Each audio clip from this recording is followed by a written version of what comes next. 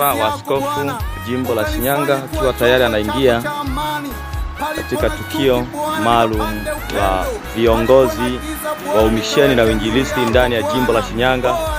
Shinyanga kumewaka moto baada tu ya viongozi wakuu kutoka katika semina ya umisheni na uinjilisti makao makuu Dodoma.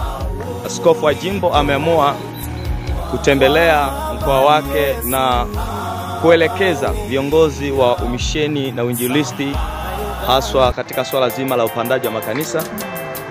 Hayo ndo mapokezi kiwa pokelewa na makamu askofu wa jimbo la Shinyanga. Tayari mapokezi, naona viongozi wengine, na mchungaji kiongozi, mkurugenzi wa uinjilisti na umisheni kutoka Kahama, kutoka Ushetu. Huo ndo msafara wenyewe kiwa mbashara. Endelea kufuatilia pamoja nami, endelea kukujuza kila ambacho kinachoendelea hapa mkoani Shinyanga. Huo ndo msafara wenyewe wakiwa tayari wanaingia kanisani kwa ajili ya kuendelea na jukumu zima la semina ya umisheni na uinjilisti ndani ya jimbo la Shinyanga. Naona moto umewaka katika mkoa wa Shinyanga. Hii ni baada tu ya semina ya uamsho mkoani Dodoma kumalizika. Askofu wa jimbo ameamua kuitisha wakurugenzi wote wa umisheni na uinjilisti ndani ya jimbo lake ili kutoa maelekezo kwa ajili ya kazi mpya. Bwana Yesu asifiwe sana. Nimkaribishe.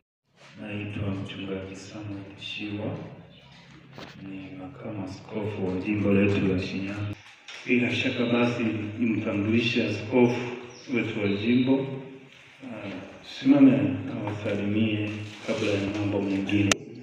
Kwa sababu unapoongea umisheni unaongea moyo wa Mungu. Mapigo ya Mungu ni umisheni. Kwa hiyo tuko leo hapa tunashughulika na moyo wa Mungu. Amina. Kwa hiyo tunamshukuru Mungu kwa ajili ya tukio hili.